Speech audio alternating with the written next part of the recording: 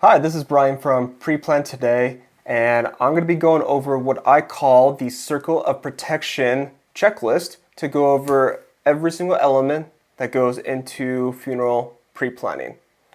So, the first thing I want to go through is just designing the circle. And in the circle, I have 8 slices. And on this side of the circle, all 4 of these slices have to deal with funeral. And on this side of the circle, I have cemetery. And I'm going to go into more detail of what each individual slice does and how it comes together to build the full pre-planning package. The first slice on the left side, we have funeral services. So funeral services, and I'm going to preface this here. Funeral service doesn't mean a memorial service. It doesn't mean a ceremony. What funeral service is, all the services that the funeral director is going to help provide to you and your family when the arrangements do come. So for example, are we thinking of having a traditional service with a casket? Maybe we're just going to have a visitation with close family and friends. Maybe we're just looking to do a graveside service, nothing inside. Or perhaps, maybe just a direct or immediate cremation. So the funeral services is just determining what plans we want ahead of time and what kind of experience does the family want for their funeral services. Any one of these can work out, and when you're working with a funeral director or a funeral professional, they'll be able to go through all the different elements of funeral planning to make sure that you have your wishes met, to make sure that you have everything that you need to have your funeral arrangements done ahead of time. Moving on to the next slice of pie is casket and urn. And these are selected after the funeral services have been thought out. So if we decide if we want to go for a more traditional service, then we are going to look at a casket, and there are various different types of caskets out there. If we're looking to do more cremation, then there are urns available to help satisfy those services that we do want. For caskets, we have metal, which come in bronze or steel or even copper. There are also wooden caskets. There are also biodegradable, I can't spell, caskets. And the final type of casket are what's called cremation caskets. Cremation caskets are a mix between traditional funeral and cremation. How that works is families like the idea of having a traditional funeral, but they also want to have a cremation as well. Funeral homes have done is they provide what's called cremation caskets, where when they do a traditional ceremony, they have the casket up front, ready to go, and then afterwards they proceed to the crematory with the cremation casket. So it follows the best of both worlds. You get the traditional feel of a funeral service, and then you get to proceed with the cremation right after. Now with urns, there are a lot of varieties of urns as well. We have metal urns, we have wooden urns, we have ceramic, marble, also going back to biodegradable, and keepsake urns, as well as companion. Now the metal to marble urns are the typical urns that you see at a funeral home, online, wherever it may be. They have different designs, different looks, different feels to it. Keepsake urns are smaller versions of urns that can be distributed to different family members so everybody has a bit of their loved one that they can take home with them. And then companion urns are typically seen with couples, and most of the time I see, a husband and wife that will come in and they want to be able to be together forever, not only in life, but after death, and they want to be together in an urn. So there are companion urns out there to have a husband and wife to continue to be together. So that's slice number 2. Slice number 3 is our cash advance items. Now, cash advance items are items and services that the funeral home can coordinate but don't necessarily control the price of them. So for example, death certificates are a common cash advance item. Families don't know how many they're going to need, but families can still put money off to the side to have it there to pay for death certificates afterwards. There's also flowers, clergy. We also have memorial folders, as long as register books.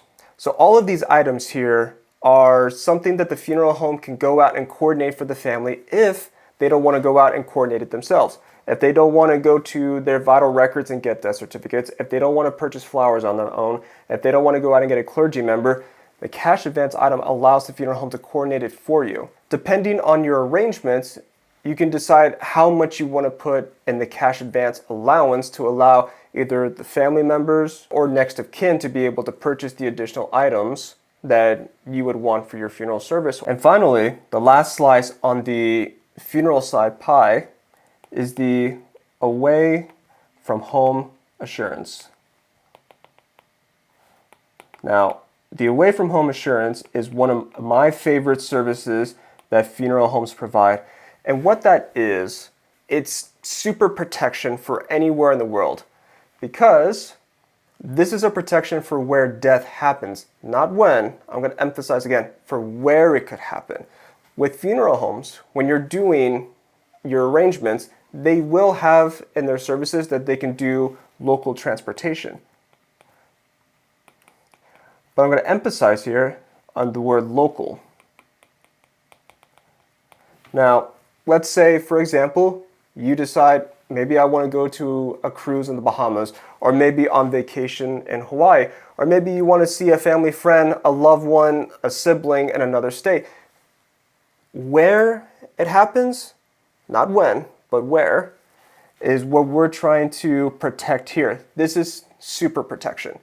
So, if you're anywhere in the whole wide world and something were to occur, that's my terrible drawing of the world there, provides the family with these benefits. For one, the funeral home will handle all the logistics. So the family doesn't have to coordinate with all these different agencies to try to bring you back home.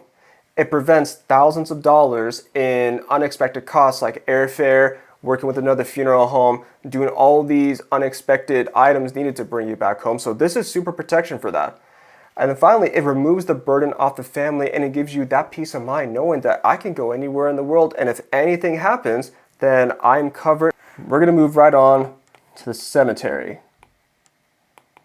And there are 4 items in here that we're going to go over, which is the rite, opening and closing,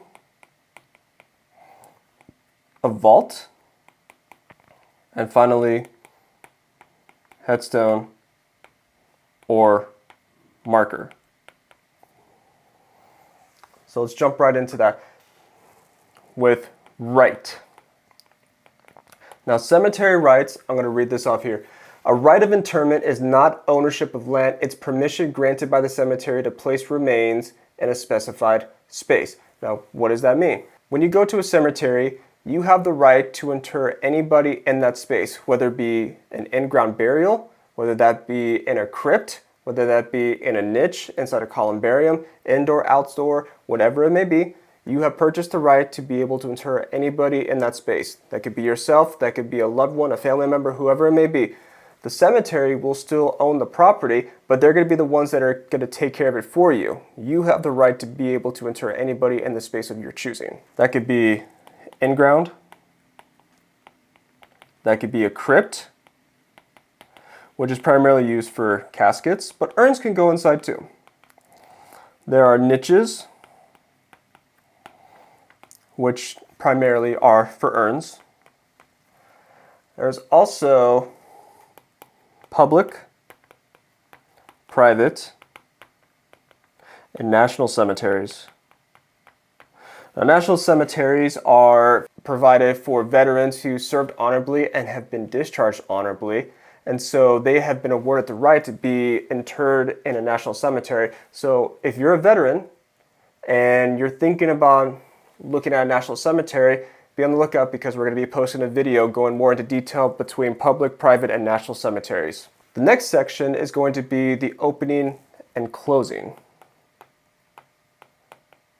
Now, opening and closing is the physical preparation of the burial space, whether that be a grave, whether that be a crypt, or that be a niche. What goes into the opening and closing is a cemetery's maintenance or grounds crew when they're utilizing their equipment to prepare the burial space for interment. There's also scheduling involved. If we're having a funeral service and we have a day, Thursday, Friday, maybe Saturday in the afternoon, that we want to have the ceremony inside, and then immediately following that we're going to have the committal outside in the cemetery, then the opening and closing also includes the scheduling to get a lot of the amenities out there. A cemetery can provide an awning. They can provide chairs for family to sit and surround. They can also provide cool water on a hot day, especially here in Arizona, that's what we do. And then once the committal is done and over with, then the grounds crew, the maintenance crew will go back and restore the ground, and they're going to continue to take care of that property. Next, we're going to look at vault and vault installation. And I want to preface this, that this is primarily used for in-ground burial. If you're looking at a crypt or a niche, then a vault does not apply to you. Now the question is, what is a burial vault? A burial vault is a receptacle that the casket or urn will be placed in as it is buried in the ground. And it does a variety of different benefits for the cemetery. First is ground stability. As maintenance and grounds crew are continuing to prepare other burial sites, they're utilizing their equipment to prepare that, and instead of having the foundation and the ground buckle below them, they have the burial vault in place to help protect the foundation of the ground. It also provides protection for the casket and urn from outside elements, from water, from earth, anything from getting in, so it keeps that casket and urn protected while it's in the ground. The final thing in this section is going to be the headstone or the memorial marker. And that comes in a variety of different shapes and sizes. For in-ground burial, you could see anything from flat granite on ground, bronze headstones. You could see memorial benches, or even the common upright granite that you see in many traditional cemeteries. Now, when you're planning all this, talk to the cemetery, meet with an advisor, meet with a professional, because each cemetery has their own rules and regulations on what is allowed headstone-wise in that cemetery. Now, a lot of this that I've mentioned on here are for in-ground burials. If you're looking at a crypt or a niche, you could also be looking at memorial markers. And that will be a lot of the times a brown placard that goes on the crypt or the niche with your loved one's information, the date of birth, the date of death. Sometimes you can have a memorial vase on there to place flowers in. There could be a cameo portrait of your loved one. Or even if you're military, the VA will offer bronze emblems to honor and to recognize your service. So if you've served in the Army, the Marines, the Navy, or the Air Force, the VA, if you apply for it, talk to your cemetery, apply for a bronze emblem that has a folded flag, it has the branch of service that you served in, and that can be placed on your emblem to recognize the honorable service that you did for our country. What I'm going to be doing next is I'm going to be going over a hypothetical arrangement planning process to show you how some, if not all, the slices fit into your pre-planned arrangement, starting with number 1, funeral services. So, for example, if I'm with the family and they say, Brian, I want to do a traditional service inside the chapel. We want to do a visitation where it's a private get-together of family and friends to honor our loved one. Immediately following that, we're going to do a ceremony where we have a clergy coming in and doing the order of events. And then after that, we're going to proceed out to the cemetery to do the committal or the interment. I say, okay, great. We have all our ideas of what we want. We put the services there under funeral services, which for this example, we're using a traditional service. Next, since we are doing a traditional service, we're going to be looking at a casket. And as I said, caskets come in a variety of different shapes and sizes, from metal to wood to biodegradable and even cremation caskets. But since we are doing traditional service, we're not going to be looking at the cremation caskets. We're not going to be looking at the biodegradable this time around. We're going to be looking at a metal casket. And that could be steel, that could be bronze, that could be copper. And the family in this scenario, we're going to be choosing a metal casket. And I'll get to the reason why shortly. Next, cash advance. With the cash advance, the family has decided we want death certificates. We also want flowers at the ceremony. We're also looking at a register book because we want the guests who come to be able to write their name and a loving message about the loved one who has passed away. So that way we can go back and we can see how they have impacted a lot of people's lives. So that's the money that we're going to be putting towards the cash advance. So when the time does come, the loved one or the next of kin will be able to purchase these items. Finally, and this is my favorite, and I've told you this is my favorite, the away from home assurance. So that way, no matter what, where they're at in the world, they don't have to worry about when death has occurred because everything is already taken care of and will be able to proceed with the services as requested. Number 5 is the rite. This family in particular wants to do a crypt placement. And crypts can either be single, tandem, double, a lot of terms behind that. We'll go into more into that in another video. But for this example, this family wants to do a crypt, single placement, and it's going to be indoor. And if you remember from earlier in the video, if we are doing a crypt placement, then we have no need for a vault. So we're not using the entire 8 slices. We're only going to be using 7. Next is the open close. Now, cash advance can go towards open close. My recommendation is take care of open close the same time you do the rite to guarantee those funeral prices. And finally, the last thing to discuss is the memorial marker. And from there, the family, along with myself, will go and design exactly what we want on the memorial marker. So we have the name, we have the date of birth. We don't put the date of death yet because we don't know when that's going to happen, but we have it prepared ahead of time. And then, if they're a veteran, we go ahead and we order the free, emphasis free emblem from the VA because they have earned it. They served honorably and they were honorably discharged. The VA offers that to them. And that was an eraser. That is all 7 items to plan a funeral service. Now, this is what planning looks like when it's organized. We just take it one step at a time, one slice at a time, and we make sure that we have everything in place because this isn't something that we want to deal with when the time does come and everybody is grieving and emotions are at their peak height. No, we want to take care of this when everybody is good emotionally, we're in the right headspace, and we can make the decisions that we do want.